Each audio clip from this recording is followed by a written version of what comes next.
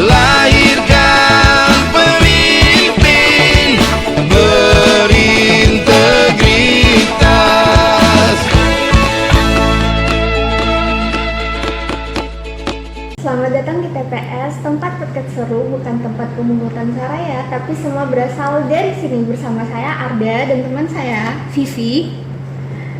Hari ini kita sudah kedatangan narasumber yang sangat berperan dalam pemutakhiran data pemilih berkelanjutan, yaitu Ketua Divisi Perencanaan Data dan Informasi, Ibu Angel Mainake. Selamat datang Ibu. Terima kasih. Apa kabar Ibu? Dan Vivi, puji Tuhan baik. Apa kabar? Baik Ibu. Baik Ibu. Terima kasih Ibu sudah meluangkan waktu untuk hadir menjadi narasumber pada episode kami kali ini. Ibu, kami mau tahu nih, Ibu sudah berapa lama sih menjabat sebagai Kepala Divisi Perencanaan Data dan Informasi di KPU Kota Sorong? Terima kasih Ada dan Vivi. Sebelumnya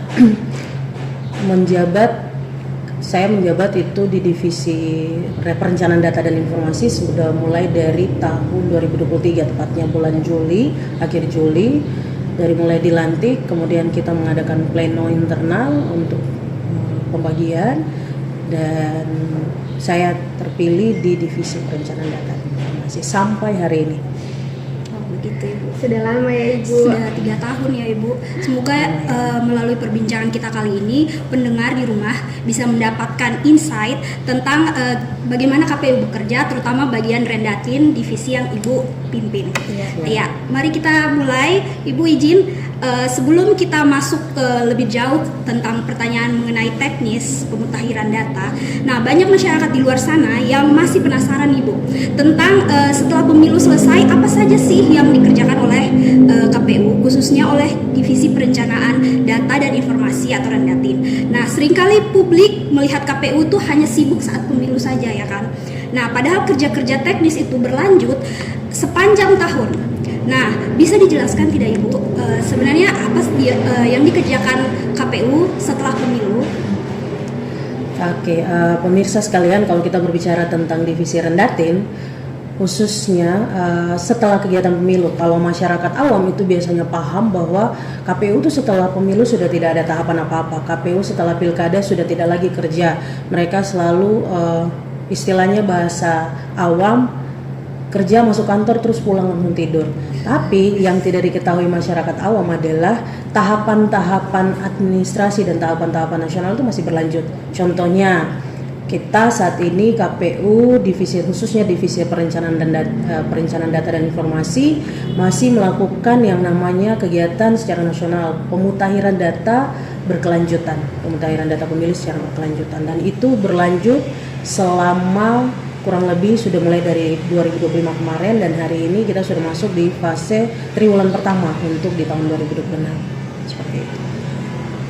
Kalau secara sederhananya Ibu, proses PDPB itu seperti apa sih? Oke. Kalau kita bicara tentang PDPB, istilah kerennya itu, tapi kalau secara artinya berkepanjangan pemutakhiran data pemilih berkelanjutan, itu satu rangkaian kegiatan di mana kita melakukan pemutakhiran data pemilih dengan gunanya untuk data pemilih itu dia termutakhirkan dan terupdate dan juga terbaru. Seperti itu. Supaya selalu ada data baru ya Ibu. Ya. Nah, ini supaya publik ini paham urgensinya, seberapa pentingnya ini PDPB ini dalam penyelenggaraan pemilu kita itu seperti apa Ibu? Apakah PDPB itu penting atau tidak? Kalau kita bicara penting atau tidaknya secara nasional, dan kalau kita bicara tentang undang-undang yang mengatur bahwa PDPB ini penting. Kalau kita bicara undang-undang ya teman-teman pemirsa sekalian, di dalam Undang-Undang Nomor 7 Tahun 2017 itu sudah jelas bahwa di pasal 20 berkaitan dengan tugas dan tanggung jawab kita sebagai seorang KPU, anggota KPU Kabupaten Kota, khususnya di Kota Sorong, bahwa kita wajib melakukan dan memutakhirkan serta memelihara data secara berkelanjutan. Itu tugas kita, wajib dan sangat penting. Itu kita, kalau kita bicara tugas dan tanggung jawab KPU, kita bekerja berdasarkan dengan aturan dan perundang-undangan yang berlaku. Seperti itu. Nah, kemudian karena tugas itu sudah ada di dalam, sudah secara harafiah secara nasional ada, maka kewajiban kami secara berjenjang mulai dari KPU RI ke KPU provinsi dan kami KPU Kota Sorong melakukan pemutahiran secara berjenjang.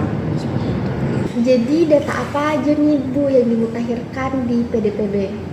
Oke, kalau kita bicara tentang data, nah sasaran utamanya dulu nih, sasaran utama pemutahiran data pemilih itu adalah warga negara Indonesia yang berdomisili di wilayah Indonesia atau maupun di luar negeri seperti itu.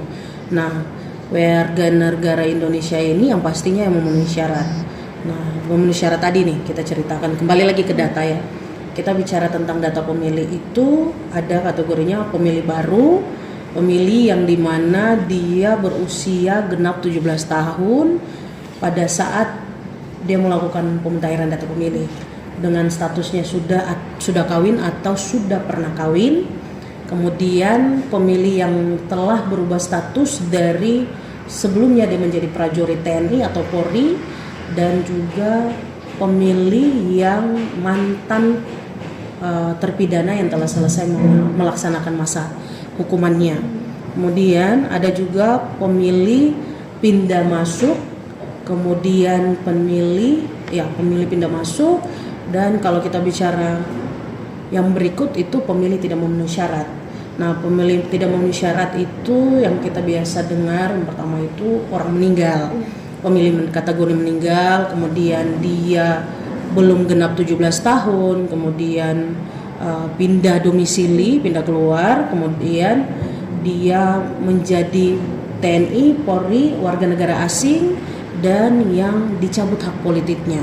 Kemudian ada pemilih yang elemen datanya dirubah, seperti itu. Kalau kita bicara elemen data, misalnya tadi statusnya awalnya dia belum menikah dan pada saat PDPB ini dia sudah menikah, itu salah satu kategori. Atau misalnya nama di KTP dengan nama di akta atau di data pemilih kita itu berbeda, seperti itu. Itu yang dirubah, ya dirubah berdasarkan KTP elektronik. Ya, seperti itu. Nah, ini kenapa harus ada stakeholdernya dan apa pentingnya kehadiran stakeholder ini dalam proses transparansi data pemilih? Kalau kita bicara tentang stakeholder, ini semua saling berkaitan ya, Ade Vivi dan Harga. Pertama, kalau kita bicara tentang data pemilih, KPU itu hanyalah pengguna data. Sumber data awalnya itu dari pemerintah. Pemerintah secara bermitra secara kelembagaan dengan KPU melalui KPU RI memberikan data dan melakukan sinkronisasi. KPU RI melakukan sinkronisasi data dari data DPT terakhir baik pemilu maupun pilkada, kemudian setelah dikonsolidasikan secara nasional diturunkan kepada kami KPU secara berjenjang pilkada kita ya, baik KPU provinsi dan melalui kami terakhir di KPU kabupaten kota. Nah, kalau kita bicara tentang itu yang pertama ya, garis linear koordinasinya. Kemudian kalau kita berbicara pleno untuk menghasilkan suatu data pemilih yang transparansi, maka kita memerlukan stakeholder untuk hadir dalamnya. Mitra kita tidak jauh daripada pemerintah, kemudian Bawaslu, kemudian tadi kalau kita bicara tentang pemilih tidak memenuhi syarat kan ada Polri, ada TNI, maka kita perlu berkolaborasi dengan mereka. Itulah pentingnya kehadiran mereka stakeholder. Seperti itu. Jadi selama PDPB kira-kira ada kendalanya enggak nih Bu? Kalau kita bicara terkait kendala, yang pertama mungkin kalau kita di Kota Sorong khususnya ya, mobilitas penduduk yang cukup tinggi, seperti itu. Dan mungkin aksesibilitas dan respon dari masyarakat. Kalau sejauh ini memang kita pahami betul kalau kita berbicara tentang data pemilih, dari waktu ke waktu kita berusaha untuk memperbaikinya, tapi kalau misalnya wawasan dan juga responsibilitas dari masyarakat sendiri sebagai hak prerogatif mereka untuk menggunakan hak pilihnya itu kurang intens, maka ya itu salah satu faktornya. Kemudian juga ketersediaan anggaran, jadi efisiennya memang agak sedikit. Iya, Ibu. Iya. Ibu, ini dalam proses pemutahiran data kan KPU tuh tidak bekerja sendiri pastinya. itu salah satu sumber data yang penting itu pasti kita butuh bantuan dari Dukcapil kan. Nah, untuk memberikan gambaran yang lebih untuk pendengar di rumah, seberapa besar nih peran Dukcapil dalam menjaga akurasi dari PDPB ini? Oke, terima kasih.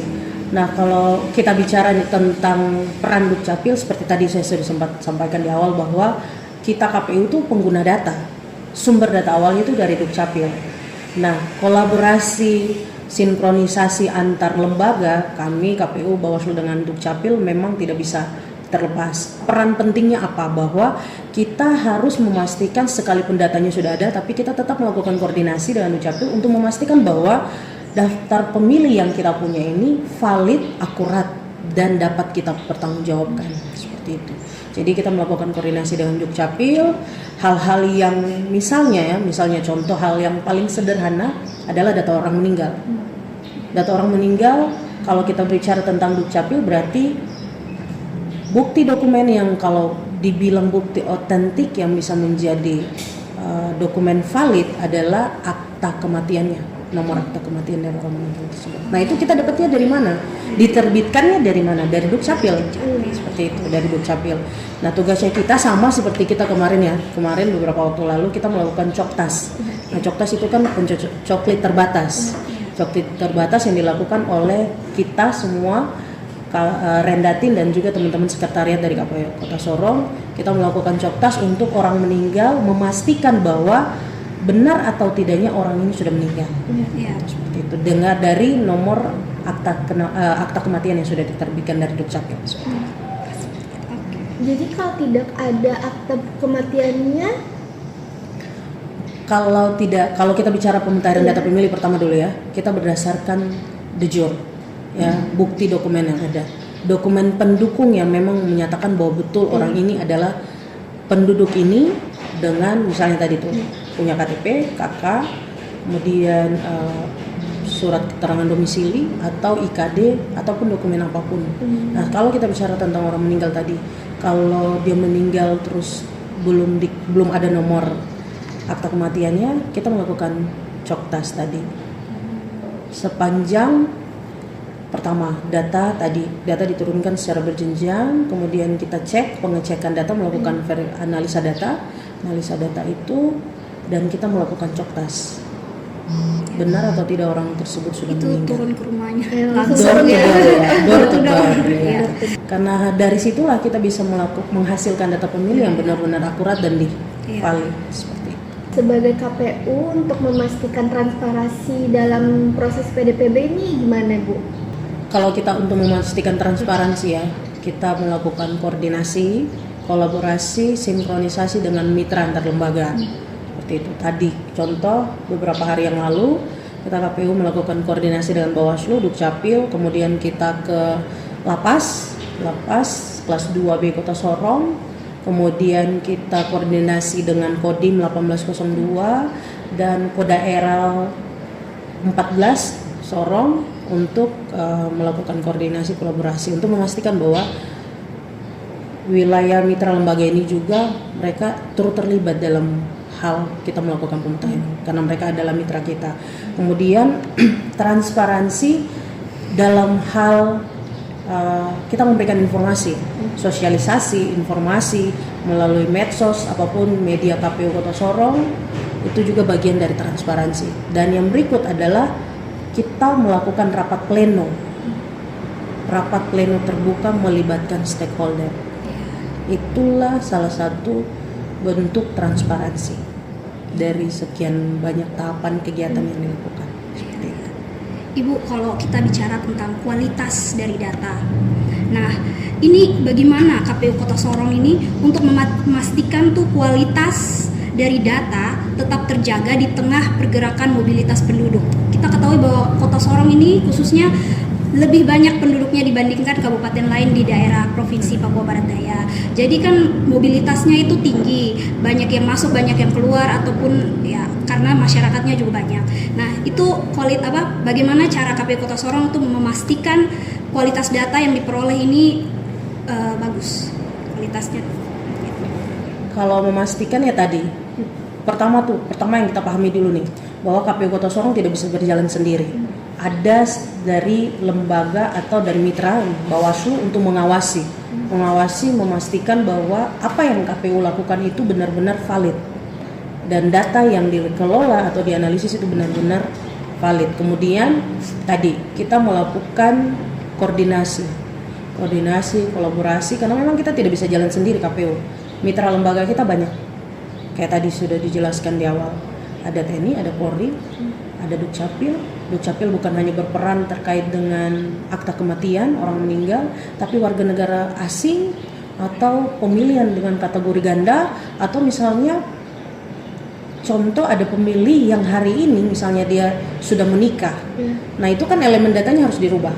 Seperti gitu. Jadi memang kalau kita memastikan kualitasnya berarti kita harus sama-sama melakukan sinergitas yang baik untuk demi tercapainya daftar pemilih di Kota Sorong yang sangat-sangat akurat. Seperti itu. Ada nggak nih Bu pesan atau ajakan yang Ibu ingin sampaikan kepada masyarakat terkait pentingnya menjaga dan melaporkan perubahan data pemilih? Kalau kita bicara tentang pemutahiran data pemilih ya, kami KPU Kota Sorong pada prinsipnya ingin menyampaikan kepada masyarakat semuanya bahwa pemutahiran data pemilih ini bukan hanya sekedar tahapan secara administratif, tapi dia merupakan salah satu bagian untuk memperkuat demokrasi. Nah, untuk menghasilkan data pemilih yang akurat, valid, kemudian akuntabel dan berkesinambungan, maka kita perlu partisipasi dari masyarakat. Sekalipun tadi di awal kita sudah sampaikan bahwa kita berkolaborasi, sinkronisasi dengan mitra dan juga lembaga pemangku kepentingan, tapi kembali lagi bahwa data pemilih ini sumber awalnya itu dari kita masyarakat.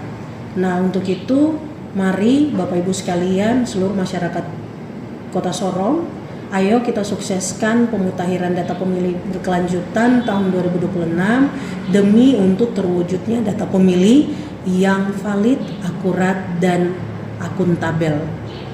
Demikian. Ya, terima kasih. Teman-teman, tidak terasa nih kita sudah sampai di penghujung acara kita. Terima kasih kepada Ibu Angel selaku Divisi Rendatin atas banyak pelajaran yang telah kami terima saat ini dan insight-nya mengenai tugas-tugas dan kerja Divisi Rendatin dalam proses pemutahiran data pemilu atau PDPB. Terima kasih juga kepada pendengar yang sudah mengikuti podcast ini sampai akhir. Jangan lupa untuk selalu melaporkan perubahan data diri atau keluarga kepada KPU Kota Sorong agar daftar pemilih kita semakin akurat. Saya Vivi. Saya Arda.